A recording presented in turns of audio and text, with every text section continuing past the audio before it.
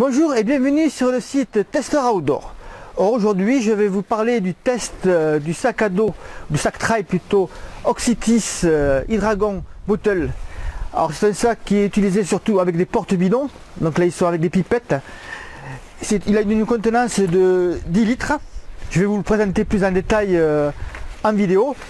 Et vous trouverez dans l'article en dessous de cette vidéo les principaux points forts et faiblesses, si on peut appeler ça, pour ce sac trail.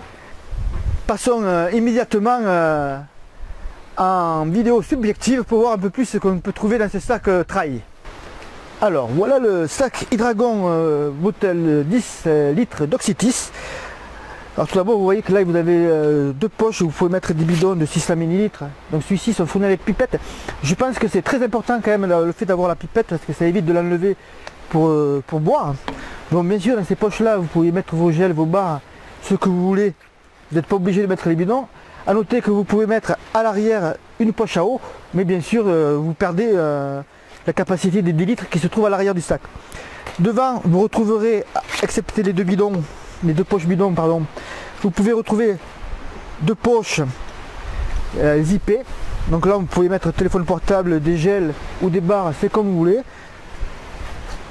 Tout format de gel il rentre, j'ai essayé plusieurs tests, enfin plusieurs gels et ça passe super bien. Donc c'est une poche zippée.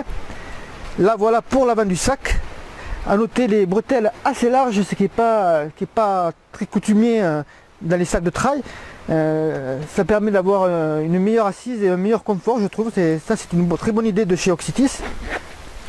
À l'arrière du sac maintenant, donc comme je vous l'ai dit, la contenance est de 10 litres.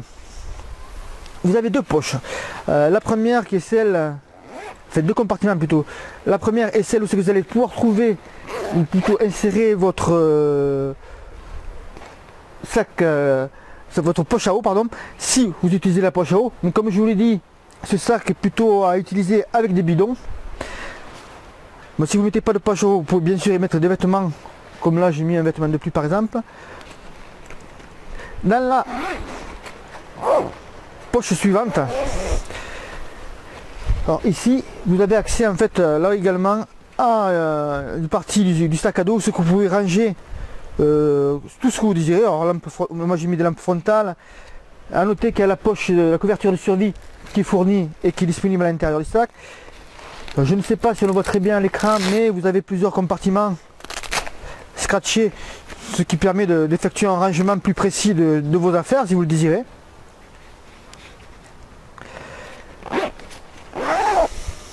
Également à noter, si vous utilisez la poche à eau, parce que c'est important, vous avez un petit espace, un petit trou, comme ici on peut le voir, qui vous permet de faire passer le tuyau. Et voilà, la vidéo de ce test est maintenant finie. J'espère que vous l'avez apprécié. Vous pouvez bien sûr vous abonner gratuitement à notre newsletter et recevoir en bonus nos différents guides. Je vous retrouve prochainement dans une autre vidéo et je vous dis à très vite sur Tester Outdoor.